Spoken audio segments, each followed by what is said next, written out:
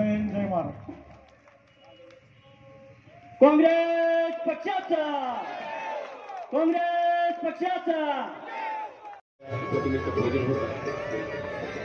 तुडुंब भरले नदी नाले सर सागराची येणार नाही.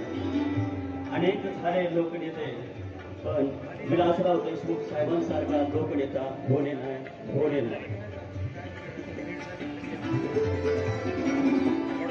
लातूर जिल्ह्याचा चेहरा मोहरा बदलण्यासाठी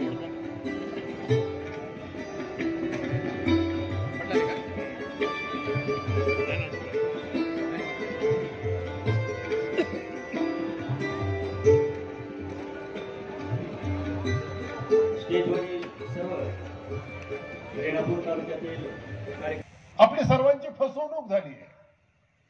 आपल्या सर्वांना सतत स्वप्न दाखवली, अच्छे दिन आएंगे, 15 लाख आमच्या खात्यावरती येतील.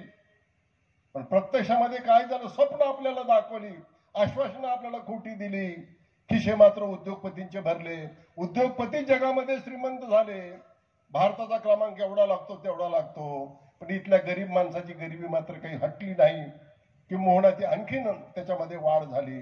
ह्या सगळ्या गोष्टी आपण समजून घेतली पाहिजे. राजकारण कसं असावं जे विलासराव देशमुख साहेबांनी मुख्यमंत्री म्हणून त्यामध्ये त्या पद्धतीने केलं, अशा पद्धतीचं राजकारण असावं. आणि म्हणून या लोकसभेच्या निवडणुकीला खूप महत्व आहे. 7 तारखेला तुम्हाला डॉक्टर काळगे साहेबांना जे मतदान करायचे, जे बटन तुम्हाला दाबायचं ते विचारपूर्वक दाबायचं आहे. केवळ एक खासदार पाठवण्या इतकं ते त्या मताची किंमत नाही आहे. त्या प्रत्येक मतामध्ये करोडो शेतकऱ्याचं 5 वर्षाचं भविष्य लपलेलं आहे. ती ताकद तुम्ही समजून घेतली पाहिजे.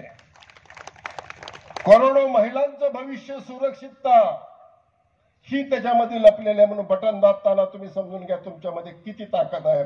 तुमचं भविष्य बिघडवायचंय का तुमचं भविष्य सुधारवायचंय? तुमच्या युवा पिढीला जे स्वप्न ते पाहत आहेत ते स्वप्न पूर्ण करण्यासाठी योग्य व्यक्तीला योग्य ठिकाणी पाठवलं पाहिजे.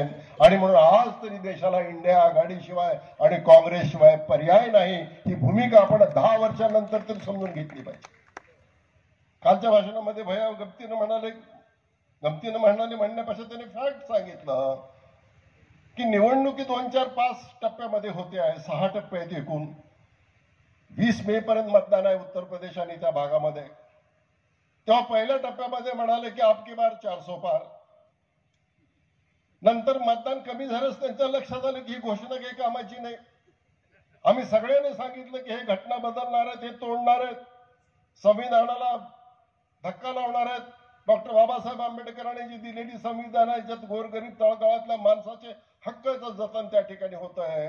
आणि मग त्यांनी सांगायला सुरुवात केली त्यांच्या नेत्याने की आम्ही घटना बदलणार नाही. तेही पुन्हा लागू न झालं तर 3ऱ्या फेजमध्ये भैया म्हणाले की ते असं म्हणतायत आता जर का इंडिया आघाडीचं सरकार आलं तर 5 त्यांचे पंतप्रधान होतील, हर साल एक बदलेंगे वगैरे असं सांगणार. म्हणजे त्यांनी मान्य केलं की हे होऊ शकतं. म्हणून आता पुढे काय सांगणार आहेत तर मग मी गमतीने म्हणालो माझ्या भाषणामध्ये की आता हे म्हणणार आहेत की अब की बार कुछ तो दे दो यार, अल्लाह के नाम, भगवान के नाम. अशा प्रकारची परिस्थिती निर्माण झाली. ह्याला जबाबदार ते स्वतः आहेत. आपण जशी एक कथा ऐकायचो, लांडगा आला रे लांडगा आला, आणि सगळं गाव तिथं धावून जायचं. तिथं तर लांडगच नसायचं. त्या फसवणाऱ्या माणसाला खूप वाटायचं कसं काय ह्या लोकांना आपण इथपर्यंत आलं म्हणून. एक दिवस खराच लांडगा आला आणि कुणीही तिकडे गेलं नाही, हा लबाड माणूस आहे म्हणून. ही उद्याची निवडणूक त्या माणसासारखी आहे जो लांडगा आला म्हणत. आता ह्याच्यातलं कोणी त्याच्या मदतीला जाणार नाही हे तुम्ही समजून घ्या.